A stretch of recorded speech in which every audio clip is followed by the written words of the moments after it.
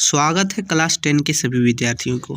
आज की इस वीडियो में हम लोग देखेंगे क्लास 10th का जो हिंदी का है, हिंदी ए, ठीक है, उसका ऑब्जेक्टिव क्वेश्चन देखेंगे। हम लोग देखेंगे पाठ्य पुस्तक से, मतलब चैप्टर वगैरह से, लेकिन दोनों बुक है उससे देखेंगे, जिसमें कविता और जो कहानियाँ दोनों खंड से देखेंगे। क्षितिज भाग 2, इसमें हम लोग चैप्टर वाइज देखेंगे, मतलब हर एक चैप्टर से देखेंगे। आप लोग ध्यान रखिएगा, ठीक है। चलिए देखते हैं। तो पहला हम लोग का चैप्टर है सूरदास। क्या है? सूरदास। जो तो चलिए हम लोग इसका करते हैं। बोल रहा है कि पद, ये कविता है, ठीक है, पद कविता है जो सूरदास जी लिखे। ये भी ध्यान रखिएगा, पद कविता के कवि सूरदास। तो बोल रहा है कि पद कविता के कवि कौन है? तो इसका सूरदास ही है, ठीक है। ऑप्शन नंबर 2 इसका सही हो गया। अगला क्वेश्चन देखते हैं दूसरा। बोल रहा है कि बड़भागी किसे कहा गया है? तो बड़भागी जो है वो कहा गया है उद्धव को। आप लोग अगर कहानी पढ़े होंगे क्लास 10th का हिंदी का, तो आप लोग को बहुत अच्छे से समझ आएगा, और नहीं समझ आ रहा है तो आप लोग सिर्फ एक बार क्वेश्चन वगैरह को देख लीजिएगा, ठीक है। तो बड़भागी थे, उद्धव को कहा है बड़भागी। चलिए आगे है कि गोपियां कृष्ण के प्रेम में किस प्रकार डूबी रहती थी? तो गोपियां जो है वो चींटी के गुड़ में जैसे चींटी गुड़ से चिपक जाती है, वैसे ही जो है गोपियां कृष्ण के प्रेम में डूबी रहती थी। आगे चौथा नंबर क्वेश्चन बोल रहा है कि गोपियों ने उद्धव की तुलना किससे की है? तो गोपियों ने जो है उद्धव की तुलना जो है वो की है कमल के पत्तों से और तेल के गागार से, मतलब ऑप्शन नंबर 4, 1 और 2 दोनों सही। आगे देखते हैं क्वेश्चन नंबर 5वां। बोल रहा है कि तन्ही ले सोपे पंक्ति में किसकी ओर संकेत किया गया है? तो ये पंक्ति जो है उसमें किसकी ओर संकेत किया गया है? तो ये किया गया है जिनका मन चक्री के समान चंचल हो, उसके तरफ ये संकेत किया गया है। अगला देखते हैं क्वेश्चन छठा। बोल रहा है कि गोपियों ने अपने मन को कैसा बताया? तो गोपियों ने अपने मन को स्थिर बताया। कैसा बताया? स्थिर। आगे देखते हैं क्वेश्चन नंबर 7वां। बोल रहा है कि मथुरा जाते समय श्री कृष्ण गोपियों को क्या लेकर गए? गोपियों का क्या लेकर गए? तो उनका मन लेकर गए। क्या लेकर गए? मन, ठीक है। Option number 2। चलिए आगे देखेंगे क्वेश्चन 8वां। बोल रहा है कि गोपियां राजधर्म की बातें किससे कहती थी? तो गोपियां जो है वो राजधर्म की बातें जो है वो उद्धव से कहती थी। किससे कहती थी? उद्धव से। अगला क्वेश्चन देखते हैं क्वेश्चन 9वां। बोल रहा है कि गोपियों के अनुसार राजा का धर्म क्या होना चाहिए? तो गोपियों के अनुसार जो है वो राजा का धर्म होना चाहिए कि राजा किसी भी स्थिति में प्रजा को नहीं सताए, प्रजा को दुखी नहीं करता और प्रजा की रक्षा करता हो। तो ऐसा ही जो है वो राजा का धर्म होना चाहिए, गोपियों के अनुसार कहा गया। देखिए ये जो हम लोग देख रहे हैं ना, ये सारे क्वेश्चन जो ऐसे हैं कि इससे बाहर आप लोग का क्वेश्चन नहीं आएगा। ये करके जाइए आप लोग को, अगर उसके बाद कमेंट में आइएगा और बताइएगा कि कितना क्वेश्चन मिला। 30 में से अगर 29 ना मिला तब आप बोलिएगा, ठीक है, लेकिन पहले कीजिए तब। वैसे ही मत बोलिए कि कुछ नहीं मिलता ऐसा वैसा, पहले आप लोग कीजिए, देखिए नहीं मिले तब बोलिएगा। आगे देखते हैं क्वेश्चन 10वां। बोल रहा है कि उद्धव द्वारा दी गई संयोग संबंधी शिक्षा को गोपियां कैसी बताती है? तो कड़वी कंकड़ी के समान बताती, कड़वी ककड़ी के समान, ठीक है। आगे क्वेश्चन 11वां देखते हैं। बोल रहा है कि कृष्ण द्वारा चुराई गई अपनी किसी वस्तु को गोपियां वापस लेना चाहती है, मतलब कृष्ण की चुराई गई कौन सी वस्तु को जो है गोपी वापस लेना चाहती है? तो वो मन ही चुराए हैं कृष्ण जी, जिनका जो गोपियां चाहती है कि मेरा मन वापस दे दीजिए। चलिए आगे है 12वां नंबर। हो रहा है कि गोपियां श्री कृष्ण को किसके समान मानती है? तो हरियल के लकड़ी के समान। किसके समान? हरील की लकड़ी के समान मानती है। ऑप्शन नंबर 1 सही होगा। आगे देखते हैं क्वेश्चन नंबर 13। बोल रहा है कि गोपियों के अनुसार श्री कृष्ण ने किस मर्यादा का पालन नहीं किया? तो कृष्ण ने जो है वो प्रेम के मर्यादा का पालन नहीं किया। किनके अनुसार? गोपियों के अनुसार। आगे देखते हैं क्वेश्चन नंबर 14। बोल रहा है कि गोपियों द्वारा उद्धव को बड़भागी कहने का क्या कारण है? मतलब गोपियां जो है वो उद्धव को बड़भागी तो कह रही थी, लेकिन किस कारण से कह रही थी? कि ये कृष्ण के समीप रहकर भी निगुण की बात करना, मतलब वो जो थे उद्धव जो थे उस श्री कृष्ण के साथ रहकर भी जो है वो निगुण की बातें करते थे, इसलिए इसको बड़ी भागी कहते थे। चलिए आगे है क्वेश्चन 15 देखेंगे। बोला है कि गोपियों के अनुसार श्री कृष्ण अपने किस कार्य द्वारा उन पर न्यायार्थ कर रहे थे? तो योग के संदेश भिजवाकर योग का संदेश भिजवाकर जो है वो अन्याय कर रहे थे। आगे कि गोपियां स्वयं को क्या मानती थी? तो गोपियां जो है वो स्वयं को अबला मानती थी। ठीक है, अगला 17 नंबर देखते हैं। बोल रहा है कि कमल के पत्ते व जल का उदाहरण निम्नलिखित में से किसके लिए प्रयुक्त हुआ है? तो उद्धव के लिए प्रयुक्त हुआ है। अगला क्वेश्चन 18 देखेंगे। बोल रहा है कि हरील पंछी से किसकी तुलना की गई है? तो हरील पंछी से जो है वो गोपियों की तुलना की गई है। आगे क्वेश्चन नंबर 19 है। बोल रहा है कि कृष्ण ब्रज से जाते समय अपने साथ गोपियों का क्या चुरा ले गए थे?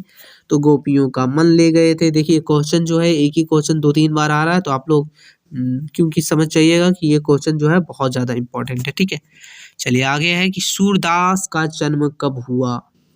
पहला पूछा जा सकता है कि अगर आप लोग कोई भी कविता वगैरह पढ़ रहे हैं तो बोलेगा कि इसके लेखक कौन है, और बहुत बार ऐसा भी होता है कि इस लेखक का जन्म कब हुआ? तो ये है सूरदास, जिनने पद नाम का जो है पार्ट लिखा था, चैप्टर लिखा था। इनके जो जन्म कब हुआ था? तो सन 1478 में हुआ था। ठीक है, ऑप्शन नंबर 4 कब हुआ था? 1478 में। ध्यान रखिएगा। आगे है कि सूरदास नहीं है, सूरसागर। ठीक है, सूरसागर में लगभग कितने पद हैं? तो सूरसागर जो है वो सूरदास का ही लिखा गया एक जो है कविता है, उसमें कितने पद है वो बताना है। तो लगभग 500 है। ठीक है, कितने? लगभग 500। आगे है कि निम्नांकित में कौन सी रचना सूरदास की नहीं है? तो यहाँ 4 ऑप्शन दिया है। बोल रहा है कि इसमें से कौन सा जो ऐसा किताब है या पद है या कविता है जो सूरदास के द्वारा लिखा नहीं गया है? तो क्वेश्चन नंबर ऑप्शन नंबर 4 मतलब साहित्य अमृत जो है वो सूरदास के द्वारा लिखा नहीं गया है। आगे कि सूरदास की काव्य भाषा है। तो सूरदास की काव्य भाषा क्या क्या है? तो अवधी है, भोजपुरी है, खड़ी बोली है या ब्रजभाषा है? तो उसका था ब्रजभाषा। क्या था? ब्रजभाषा। ऑप्शन नंबर 4 होगा। अगला 24 नंबर क्वेश्चन। बोल रहे कि गोपियों का अनन्य प्रेम किसके प्रति था? तो गोपियों का अनन्य प्रेम जो था वो कृष्ण के प्रति था, आप लोग को पता है। आगे 25 नंबर क्वेश्चन। बोला है प्रीति नदी में कौन सा अलंकार है? तो प्रीति नदी, इसमें जो है कौन सा अलंकार है? तो रूपक अलंकार है। कौन सा अलंकार है? रूपक। आगे क्वेश्चन नंबर 26 देखेंगे। बोल रहे हैं गोपियों को अकेला छोड़कर कृष्ण कहाँ चले गए थे? तो गोपियों को अकेला छोड़कर जो कृष्ण जो है वो मथुरा चले गए थे। लास्ट में मथुरा ही ना गए थे, वृंदावन को छोड़ के। चलिए आगे है क्वेश्चन नंबर 27। बोल रहा है कि गोपियों को कृष्ण का व्यवहार कैसा प्रतीत होता था? तो छल पूर्ण, मतलब हमारे साथ छल कर रहे हैं ऐसा लग रहा था गोपियों को। चलिए आगे है 28 नंबर क्वेश्चन, जिसमें बोल रहा है कि गोपियों के अनुसार श्री कृष्ण ने क्या पढ़ लिया था? तो राजनीति पढ़ लिया था, ऐसा गोपियां कह रही थी जब श्री कृष्ण छोड़ के जा रहे थे, या तो फिर जब श्री कृष्ण उन्हें परेशान कर रहे थे। ठीक है, ऐसा।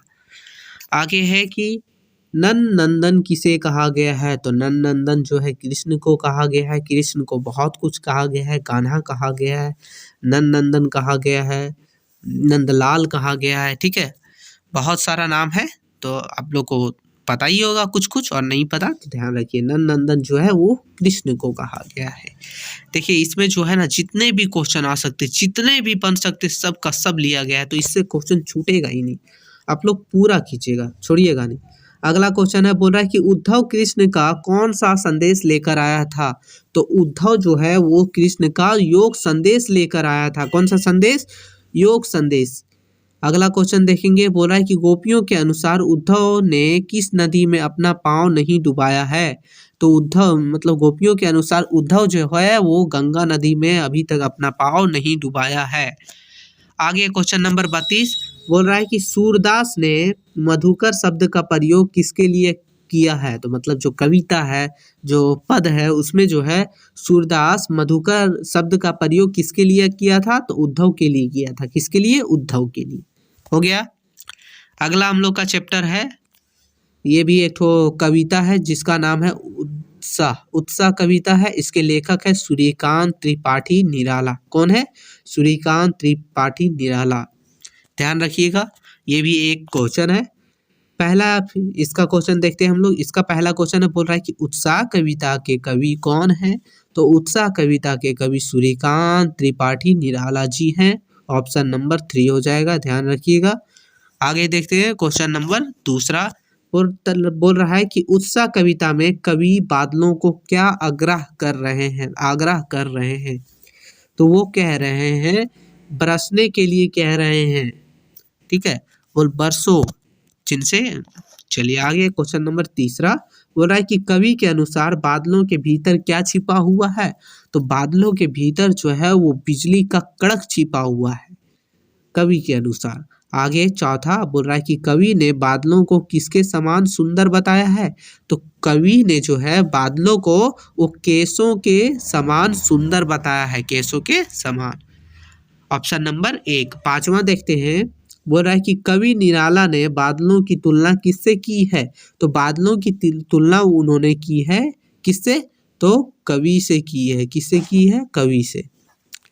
चलिए आगे देखते हैं क्वेश्चन नंबर 6। बोल रहा है कि उत्साह कविता के आधार पर बताएं कि संसार के सभी प्राणियों की स्थिति कैसी है। तो कैसी है? तो गर्मी के कारण बेचैन और उदास है। कैसी है? गर्मी के कारण बेचैन और उदास है। आगे देखते हैं क्वेश्चन नंबर 7वां। बोल रहा है कि कवि गर्म से तपती धरती को जल से भरकर शीतल करने की आग्रह किससे कर रहे थे।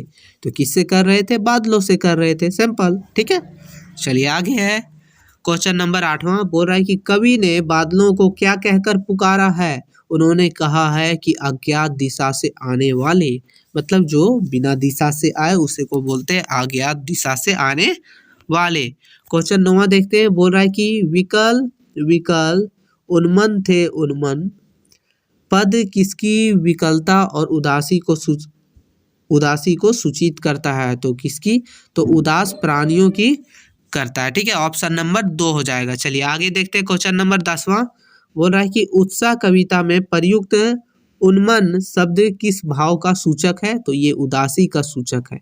उन्मन जो है वो उदासी का सूचक है। ठीक है, ध्यान रहे। चलिए आगे है क्वेश्चन नंबर 11वां। बोल रहा है कि कवि ने बादलों के लिए किस विशेषण का प्रयोग किया है। तो नवजीवन वाले। आगे क्वेश्चन नंबर 12वां। बोल रहा है कि कवि बादलों से किन प्रकार बरसने का आह्वान कर रहा है। तो आकाश को घेर कर, मतलब पूरे आकाश को घेर कर खूब बरसिए, ऐसा कवि कह रहा है बादलों से। आगे क्वेश्चन नंबर 13। बोल रहा है कि उत्साह कविता में बादल किसका प्रतीक है। तो उत्साह कविता में जो बादल है वो क्रांति का प्रतीक है। किसका प्रतीक? क्रांति। चलिए आगे देखते हैं क्वेश्चन नंबर 14। बोल रहा है कि कवि ने बादलों को किसकी कल्पना से समान पाले हुए माना है। तो ये माना है बाल कल्पना से। ठीक है, चलिए आगे क्वेश्चन 15 नंबर। बोल रहा है कि कवि ने तप्त धारा के माध्यम से किस और संकेत किया है। तो जन सामान्य का पीड़ा की तरफ जो है संकेत किया है। चलिए आगे है क्वेश्चन 16। बोल रहा है कि कवि ने बादलों को क्या कहकर संबोधित किया है। तो अनंत का घन कहकर संबोधित किया है। किसका मन विकल था। तो किसका मन विकल था? संसार के सभी प्राणियों का मन विकल था। इसलिए जो है कवि बोल रहे थे बादलों को कि बरसिए और सबको जो है वो खुशहाल कीजिए। ठीक है, ऐसा कुछ।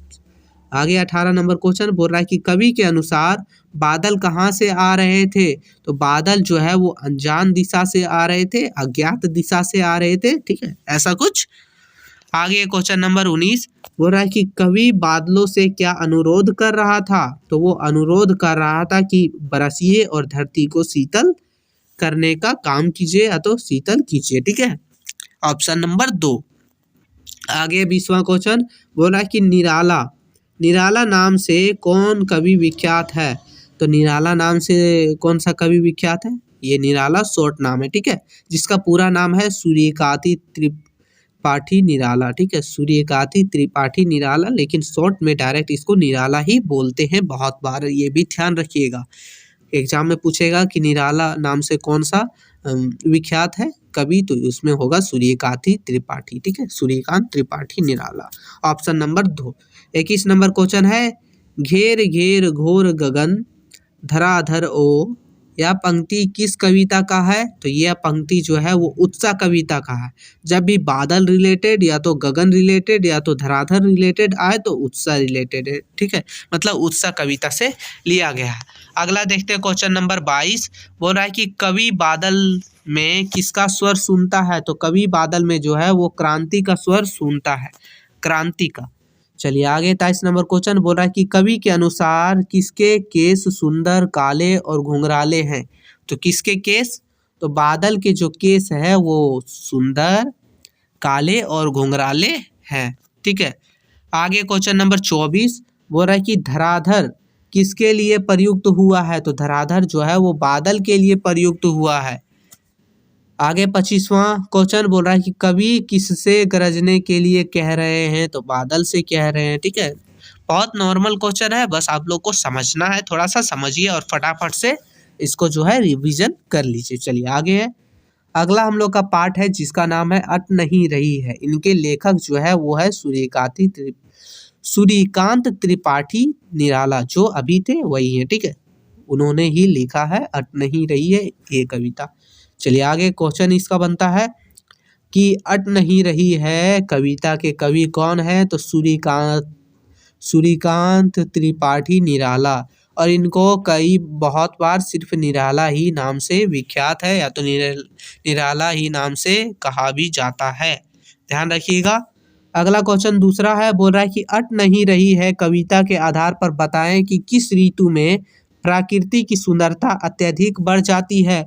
तो फागुन, फागुन जो है जिसको वसंत पंचमी या तो वसंत ऋतु भी कहते हैं, ध्यान रखिएगा। तो फागुन की जगह हो सकता है वसंत ऋतु, सुंदरता बढ़ जाती है अत्यधिक, ये ध्यान रहे। चलिए आगे है क्वेश्चन तीसरा, बोल रहा है कि अट नहीं रही है कविता में कवि ने किसका वर्णन किया है? तो प्राकृतिक सौंदर्य का वर्णन किया है, ऑप्शन नंबर 1।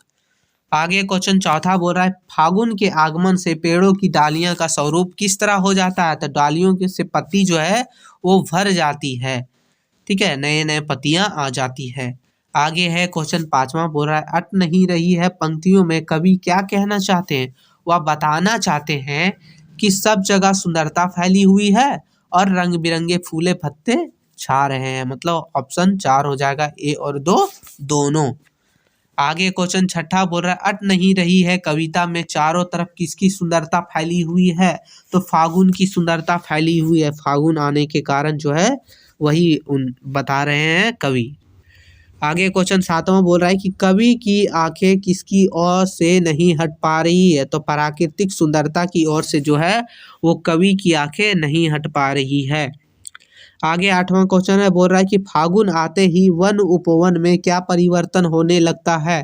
तो वन उपवन में जो है वो पेड़ों पर रंग बिरंगे फूल खिलने लगते हैं, ऐसा, ठीक है, ऑप्शन नंबर 3।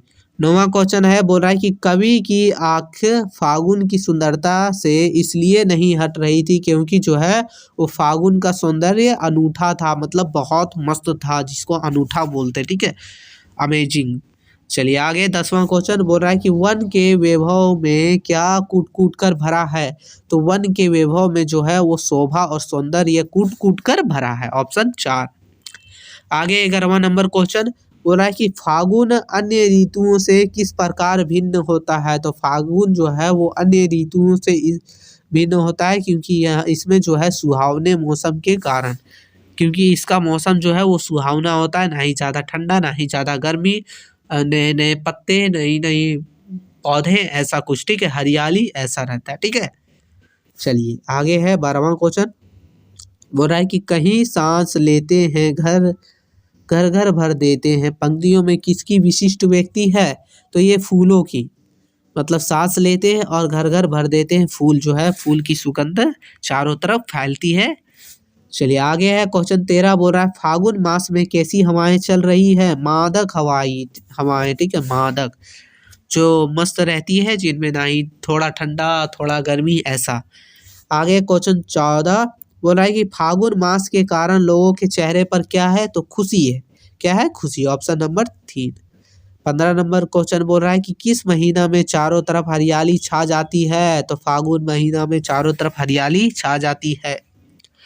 अगला देखते हैं क्वेश्चन, मतलब पार्ट छठा जी जो है कि या दंतुरित मुस्कान, जिनके लेखक है नागार्जुन, ठीक है, नागार्जुन इनके लेखक है। चलिए तो देखते हैं, पहला क्वेश्चन बनता है कि या दांतुरित मुस्कान जो कविता है इनके कवि कौन है, तो इनके कवि है नागार्जुन। कौन है, नागार्जुन। दूसरा क्वेश्चन बोल रहा है कि कवि नागार्जुन मैथिली में किस नाम से प्रतिष्ठित थे, तो यात्री के नाम से प्रतिष्ठित थे या तो प्रसिद्ध थे। आगे है क्वेश्चन तीसरा बोल रहा है कि यह दंतुरित मुस्कान कविता के आधार पर बताएं कि बच्चों की मुस्कान किसे पिघलाने में समर्थ है, तो कठोर व्यक्तियों के मन को भी पिघला देता है एक दंतुरित मुस्कान, मतलब बच्चे की मुस्कान, ऐसा मानना है कवि का।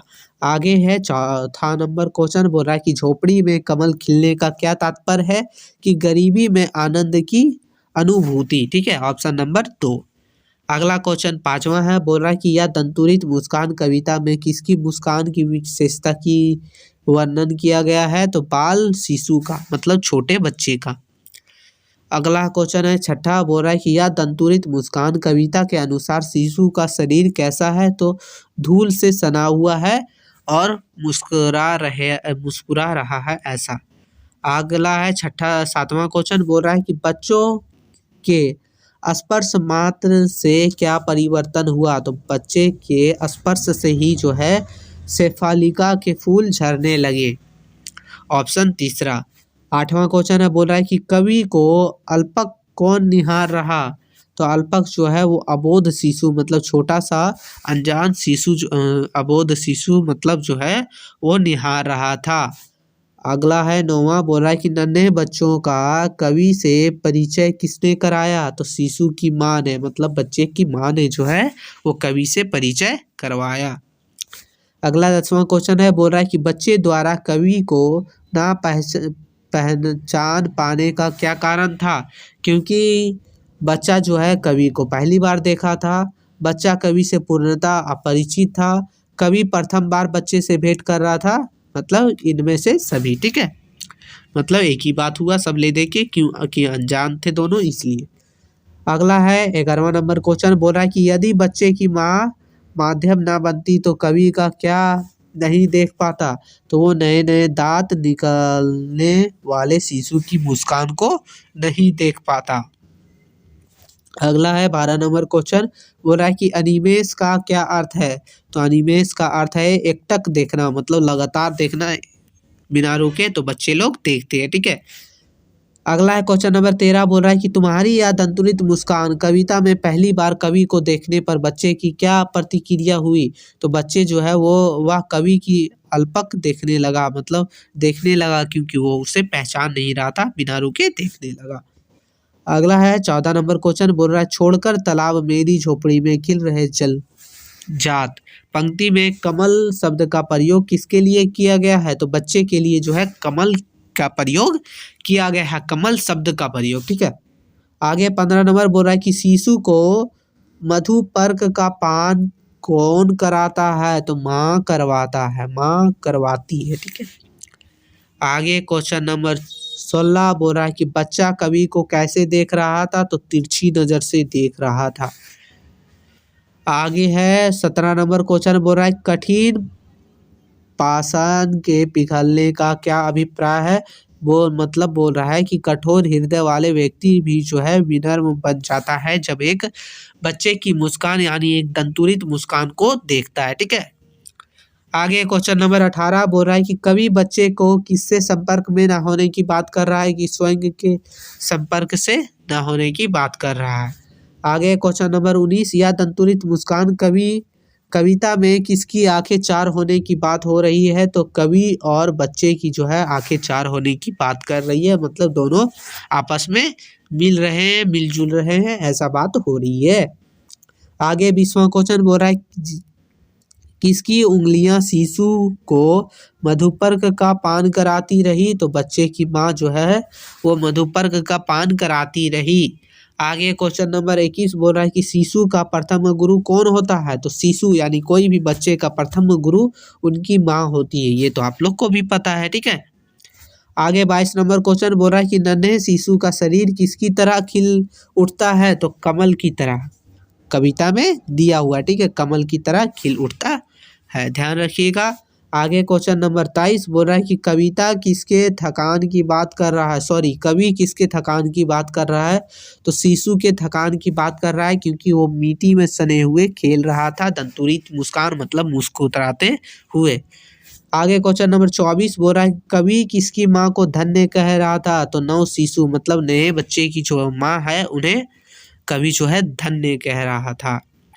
आगे चैप्टर है हम लोग का जिसका नाम है फसल, इनके भी लेखक जो है वो नागार्जुन है, तो इसका क्वेश्चन पहला बनता है कि फसल कविता के कवि कौन है, तो नागार्जुन है। ये हो गया पहला क्वेश्चन। दूसरा क्वेश्चन देखते हैं, बोला कि फसल के उगाने में किनकी योगदान रहता है, तो अनेक व्यक्तियों के शारीरिक परिश्रम की, नदियों के जल की और खेतों की मिट्टी के गुणधर्म की, मतलब इनमें सभी की जो है वो योगदान रहता है। अगला तीसरा कि कोटि कोटि हाथों के स्पर्श की गरिमा से क्या अभिप्राय है, मतलब किसानों के शारीरिक परिश्रम द्वारा फसल निर्माण से जो है मतलब हाथों से टच करके बहुत सारे परिश्रम करने के बाद जो है फसल का निर्माण होता है। आगे चौथा क्वेश्चन बोल रहा है कि एक के नहीं, दो के नहीं, पंक्ति के आवृत्ति क्या हो गई है, मतलब जो बता रहे हैं कि सामूहिकता का भाव को प्रकट करने के लिए बता रहे हैं। आगे क्वेश्चन पांचवा है, बोल रहा है कि फसल की पैदावार किसके जादू का कारण होता है, तो नदियों के पानी का जादू के कारण होता है। जादू के कारण पूछे तो नदियों के पानी का, ध्यान रखिएगा। अगला पूछे कि फसल किसका बदला हुआ रूप है, तो ये सूरज के किरणों का बदला हुआ रूप है। यही तो कंफ्यूज हो जाते बहुत को, ठीक है। अगला है कि कवि के अनुसार फसल क्या है, तो फसल जो है वो है मनुष्य के शारीरिक परिश्रम का फल है और प्राकृतिक के सहयोग का फल है, ठीक है, मतलब ऑप्शन नंबर 3 हो जाएगा, 1 और 2 दोनों। आगे क्वेश्चन 8वां है, बोल रहा है कि हाथों के स्पर्श की गरिमा पंक्ति में निहित भाव है क्या है, तो ये हो जाएगा फसल सामूहिक परिश्रम का फल है, मतलब घर वाले सब मिल के जो है परिश्रम करते हैं। 9वां क्वेश्चन है, बोल रहा है कि वायु का योगदान किसे विकसित करने में होता है, तो फसल को विकसित करने में वायु का योगदान होता है। अगला है निम्नलिखित में से क्या फसल को उपजाने के लिए आवश्यक कारक तत्व नहीं है, तो क्या नहीं है, जल का पानी तो है, मतलब नदी का पानी, सूर्य का प्रकाश भी है, कृषक के श्रम भी है, लेकिन जो है वो ओलावृष्टि जो है ये नहीं है। देखिए आप लोग को इतना पता ही है। आगे है क्वेश्चन नंबर 11वां, बोल रहा है कि फसल कविता, चलिए बोल रहा है कि फसल कविता में कवि ने पाठकों को किस विषय में अवगत करवाया, किस विषय का अवगत करवाया, तो उसने अवगत करवाया फसल निर्माण से। अगला क्वेश्चन 12वां बोल रहा है कि कवि ने फसल को किसके स्पर्श की महिमा बताया है, तो हाथ के स्पर्श की महिमा बताया है, किसके स्पर्श, हाथ की। अगला क्वेश्चन 13 बोल रहा है कि फसल वस्तुतः किसके संयोग का परिणाम है, तो ये है प्रकृति और मनुष्य के संयोग का।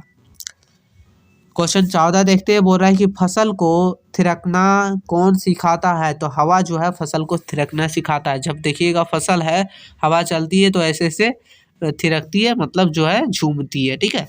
अगला 15 नंबर क्वेश्चन बोल रहा है कि फसलों में किसकी मेहनत छिपी है, तो किसानों की मेहनत छिपी है। अगला क्वेश्चन 16 है, बोल रहा है फसलें किसके अमृत भरे प्रभाव से खींचकर पुष्ट हुई है, तो नदियों के। मिट्टी के गुणधर्म को कहा गया है, तो मिट्टी के गुणधर्म को क्या कहा गया, फसल कहा गया है, गुणधर्म फसल, ठीक है। अगला है कि कवि नागार्जुन का वास्तविक नाम क्या है, ये बहुत बहुत बहुत इंपॉर्टेंट क्वेश्चन है, क्योंकि बहुत बार इसे पूछा भी जा चुका है, तो ये आप लोग ध्यान रखिएगा। तो देखिए कवि नागार्जुन का वास्तविक नाम जो है वो वेदनाथ मिश्र है।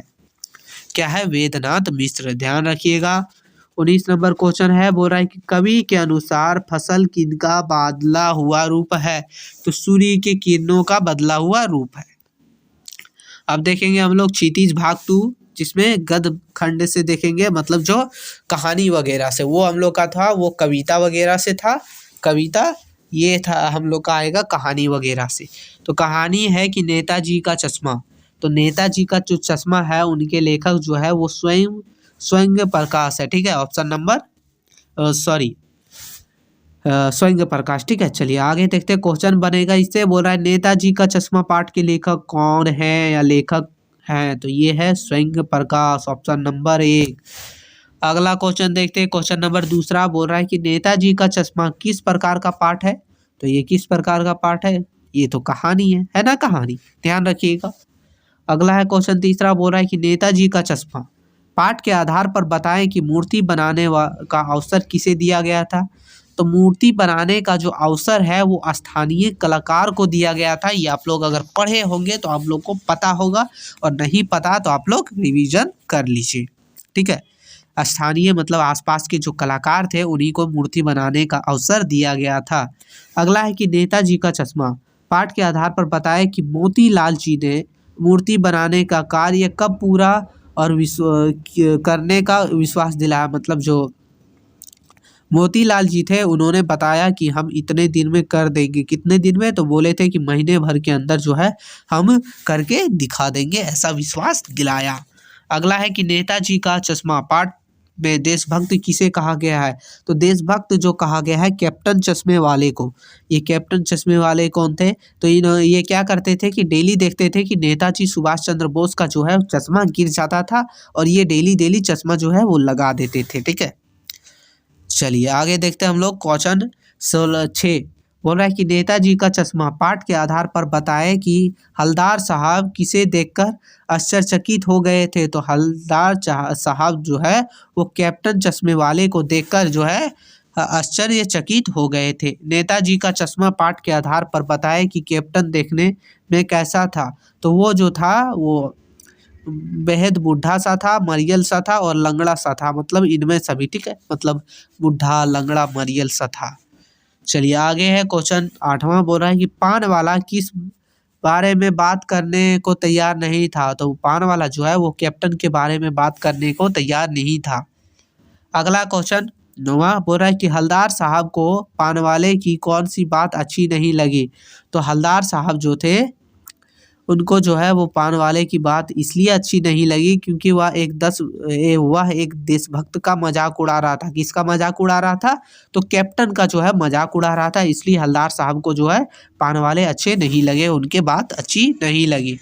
अगला 10वां क्वेश्चन बोल रहा है कि नेताजी का चश्मा पाठ के आधार पर बताएं कि कस्बे से गुजरते हुए हलदार साहब किसकी मूर्तियों को ध्यान से देखते थे? तो किसकी मूर्तियों को? तो नेताजी की जो मूर्तियां थी उन्हें वो ध्यान से देखा करते थे।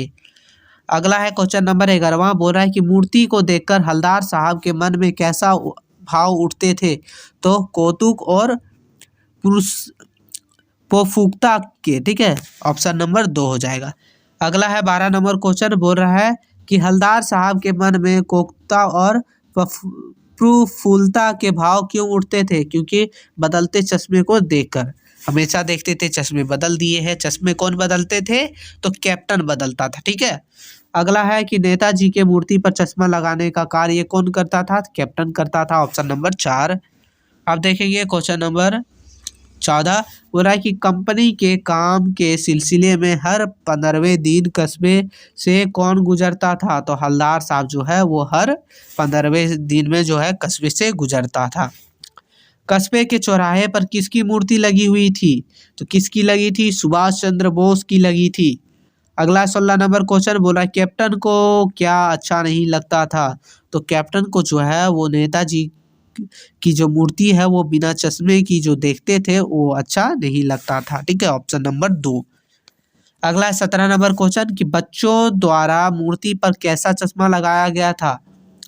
सो सरकंडे का लगाया गया था। ठीक है, 18 नंबर क्वेश्चन बोल रहा है कि नेताजी का चश्मा पाठ के माध्यम से लेखक ने पाठकों को क्या संदेश दिया? उन्होंने संदेश दिया कि देशभक्ति की भावना का। किसका? देशभक्ति की भावना का। 19 नंबर क्वेश्चन देखते हैं। बोल रहा है कि क्या देखकर हलदार साहब के चेहरे पर कौतुक भरी मुस्कान फैल गई? तो वो देखे कि पत्थर की मूर्ति पर असली चश्मा देखकर जो है वो मुस्कान फैल गई। अगला 20वां क्वेश्चन बोल रहा है कि कैप्टन के प्रति पान वाले के मन में कैसी भाव थी? तो उपेक्षा भाव थी। मतलब वो जो है पान वाले, उनको जो है कैप्टन पसंद नहीं थे। ठीक है, उनके बारे में वो बात करना नहीं चाहते थे। अगला है कि हलदार साहब दुखी क्यों थे? वो दुखी इसलिए थे क्योंकि कैप्टन की मृत्यु से बाद में जो है कैप्टन की मृत्यु हो जाती है, जिनके कारण हलदार साहब जो थे वो दुखी थे। क्वेश्चन है कि नेताजी के चश्मा पाठ के आधार पर बताएं कि किसका सम्मान करना चाहिए? तो देशभक्तों का। जितने भी देशभक्त हैं उनका हमको सम्मान करना चाहिए, जैसे कैप्टन किया करते थे सुभाष चंद्र बोस का। अगला है कि नेताजी के चश्मा नामक कहानी में देशभक्तों का अनादर करने वाला पात्र कौन था? तो पान वाला। पान वाला जो था वो देशभक्तों का अनादर कर रहा था, मतलब जो बोलते हैं रिस्पेक्ट नहीं कर रहा था। ठीक है, पान वाला, और मजाक बना रहा था। अगला है 24 नंबर कि वो लंगड़ा क्या जाएगा फौज में, पागल है पागल। ये शब्द किसने कहा था? पान वाले ने कहा था। किसको कहा था? कैप्टन को कहा था। ठीक है, चलिए अगला है 25 नंबर बोल रहा है कि ड्राइंग मास्टर का क्या नाम था? तो ड्राइंग मास्टर। ठीक है, ड्राइंग मास्टर तो आप लोग को पता है, मोतीलाल, जिनको दिया गया था मूर्ति बनाने के काम, जो महीनों भर में करके दिखाने का। चलिए आगे है क्वेश्चन नंबर 26 बोल रहा है कि सुभाष चंद्र बोस की प्रतिमा किस वस्तु की बनी थी? तो संगमरमर की बनी थी। किसकी? संगमरमर की। अगला है कि मूर्ति की ऊंचाई कितनी थी? तो 2 फुट थी। 2 फुट की मूर्ति थी। अगला है कि सुभाष चंद्र बोस की प्रतिमा में क्या कमी रह गई थी? तो चश्मा नहीं था।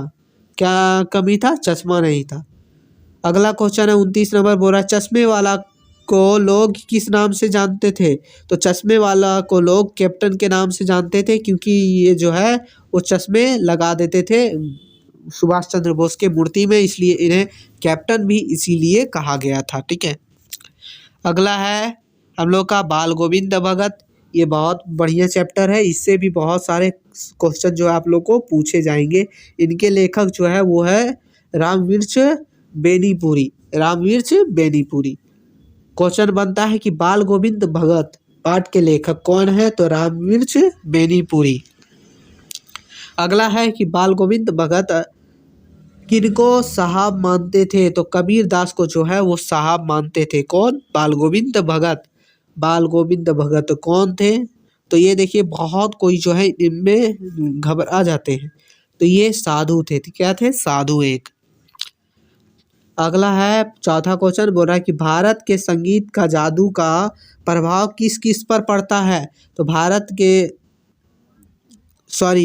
नहीं है, भगत के संगीत का जो प्रभाव है वो किसानों पर, आसपास खेलते बच्चों पर, मेड़ पर खड़ी औरतों पर, मतलब सभी पर पड़ता है। ठीक है, अगला है कि बाल गोविंद भगत का संगीत को क्या कहा जाता है? तो जादू कहा जाता है। जादू सा उनकी संगीत थी।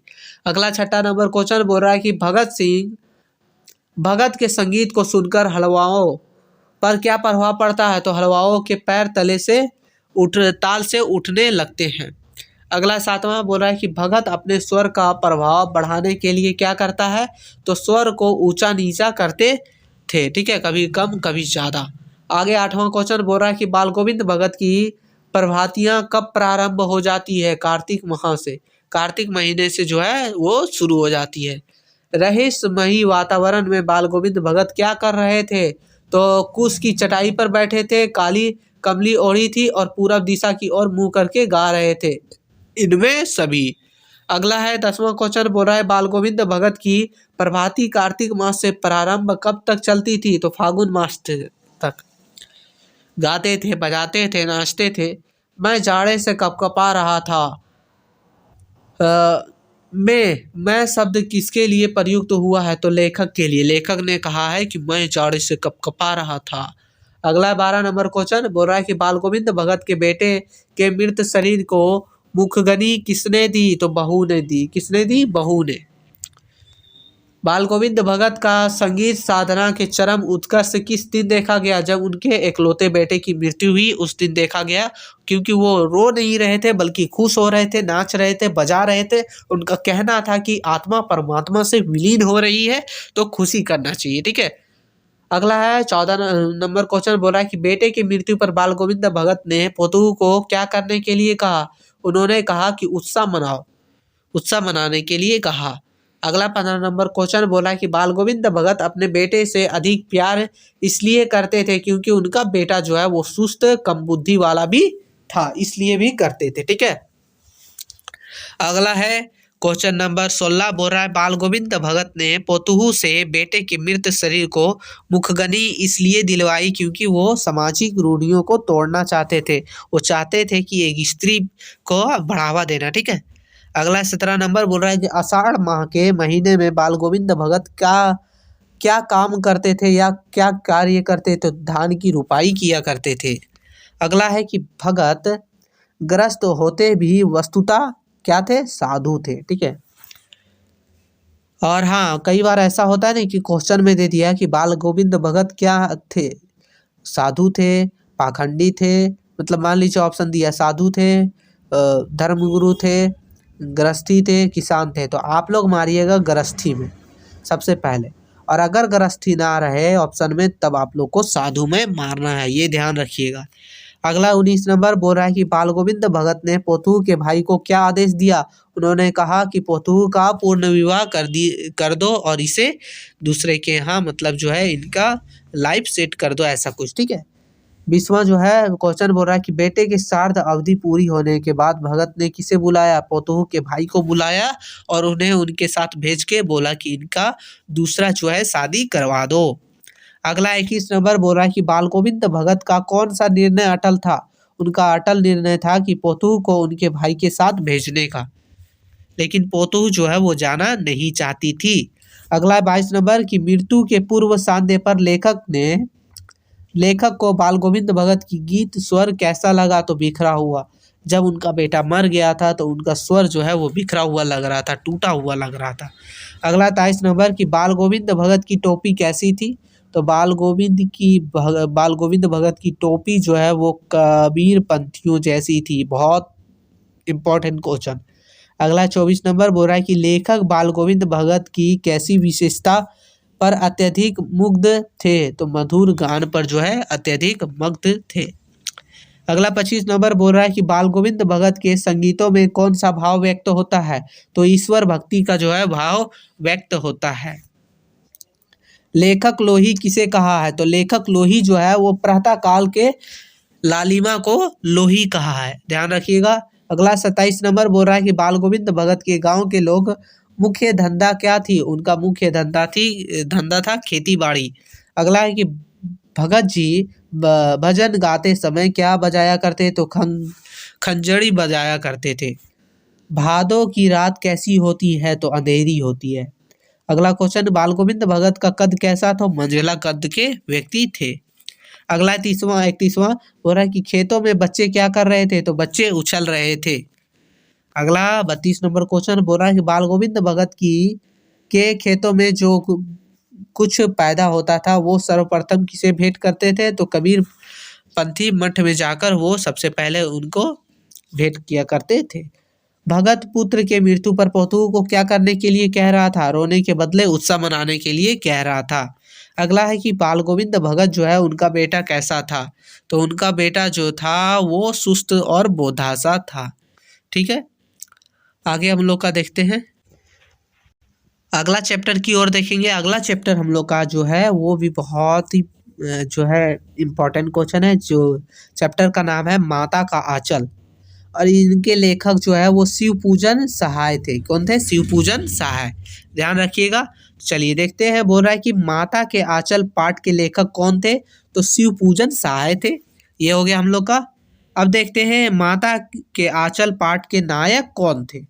ये बहुत इंपॉर्टेंट, वो बोला है लेखक ये है नायक। तो नायक जो था वो भोलानाथ था। कौन था? भोलानाथ। आप लोग कविता पढ़े होंगे तो पता होगा, नहीं पढ़े हैं तो आप लोग रिवीजन कीजिए। अगला 3रा क्वेश्चन बोल रहा है कि भोलानाथ किसको देखकर सिसकता फूल फूल जाते थे तो खेल के साथियों को देखकर। अगला है क्वेश्चन नंबर 14, बोल रहा है कि भोलानाथ और उसके साथियों अपने धरोदे के किवाड़ किस चीज से बनाते थे? तो दिया दियासलाई की डबियों से बनाते थे। ठीक है, ऑप्शन नंबर 2। अगला है कि भोलानाथ और उनके साथियां निम्न में से कौन सा खेल नहीं खेलते थे? तो क्रिकेट नहीं खेलते थे, बाकी सब खेलते थे। अगला है क्वेश्चन नंबर 6, बोल रहा है कि दो लड़के बेल बनकर क्या खींचते थे? तो मोट खींचते थे। क्या खींचते थे? मोट। अगला है क्वेश्चन 7, बोल रहा है कि बुढ़वा बेईमान मांगे करेला के चोखा कहकर किसको चिढ़ाया था? देखिए, बोल रहा है कि बुढ़वा बेईमान मांगे करेला के चोखा, ये कहकर जो है वो मूसन तिवारी को चिढ़ाया करता था। ठीक है, अगला है कि मकई के खेतों में किनका झुंड चर रहा था? तो चिड़ियों का झुंड चर रहा था। क्वेश्चन 9 देखते हैं, बोल रहा है लड़के और खाली स्थान पराई पीरा नहीं समझते। लड़के और बंदर जो है वो पराई पीरा नहीं समझती, ये कहना था लेखक का। अगला है क्वेश्चन 10वां, बोल रहा है कि जब भोलानाथ चूल्हे के बिल में पानी डालकर आया उस समय उसकी माँ क्या कर रही थी? तो चावल साफ कर रही थी। क्या कर रही थी? चावल साफ। अगला है कि अगला क्वेश्चन है, माँ ने भोलानाथ के घावों पर क्या लगाया? तो पीसी हुई हल्दी लगाया। क्या लगाया? पीसी हुई हल्दी, ऑप्शन 4। अगला है कि माता का आंचल पाठ में लेखक का बचपन किससे अधिक जुड़ा हुआ था? तो अपने पिता से जुड़ा हुआ था, लेखक का। अगला है कि लेखक बचपन में अपने पिता के साथ कौन सा खेल खेला करता था? कुश्ती का खेल खेला करता था। अगला क्वेश्चन 14 है, बोल रहा है कि माता के आंचल उपन्यास में कब का घटनाक्रम है? तो ये कब का घटनाक्रम है? तो 1931 के दशक का जो है घटनाक्रम इस कविता में बताया गया है। लेखक को उनके पिता क्या कहकर पुकारते थे? तो भोलानाथ कहकर पुकारते थे। अगला क्वेश्चन नंबर 16 है, बोल रहा है कि लेखक का असल में क्या नाम था? तो लेखक का असल में तारकेश्वर नाथ नाम था। ये भी बहुत ज्यादा इंपॉर्टेंट क्वेश्चन है, तारकेश्वर नाथ। अगला 17 नंबर क्वेश्चन है, अमोला किसे कहते हैं?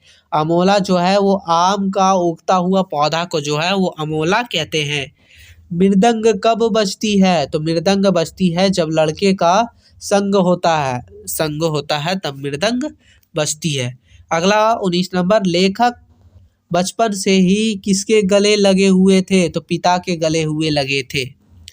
अगला, भोलानाथ पूजा के समय मस्तक पर कैसा तिलक लगाते थे? तो भभूत का तिलक लगाते थे। लेखक यानी जो भोलानाथ है वो पिता रामनामी बही में कितनी बार राम राम लिखते थे? तो 1000 बार लिखते थे। कितने बार? 1000 बार। 22 नंबर क्वेश्चन बोल रहा है कि लेखक के पिता आटे की गोलियां किसे खिलाते थे? तो मछलियां को खिलाते थे। किसे? मछलियां को। तारकेश्वर नाथ के पिता सुबह सुबह क्या करते थे? तो तारकेश्वर नाथ कौन है? लेखक का असली नाम है। और इनके पिता सुबह सुबह जो है वो पूजा किया करते थे। 24 नंबर, मैना कौन सा तेल भोलानाथ के सिर पर डाल देती थी? तो सरसों का तेल जो है वो डाल देती थी। कौन? मैया, मतलब उनकी माँ। अगला 25 नंबर कि भोलानाथ की टोली में सबसे बड़ा बदमाश कौन था? बेजू तो जो था वो सबसे बड़ा बदमाश था। अब अगला हम लोग देखेंगे, अगले वीडियो में देखेंगे व्याकरण का। लेकिन इस वीडियो में हम लोगों ने टोटल जितने भी जो ऑब्जेक्टिव क्वेश्चन बन सकते हैं, मैं ये गारंटी के साथ कह सकता हूँ कि 30 में से 29 क्वेश्चन यहीं से आएंगे। तो आप लोग अगर कीजिएगा तो कीजिए और अपने सारे दोस्तों के पास भेज दीजिए ताकि सब कोई की करे। और आप लोग जब एग्जाम देके आइएगा तो कमेंट में ज़रूर बताइएगा कि कितना मैच किया। ठीक है, तो फिर मिलते हैं आगे की वीडियो में। तब तक के लिए जय हिंद, बेस्ट ऑफ लक,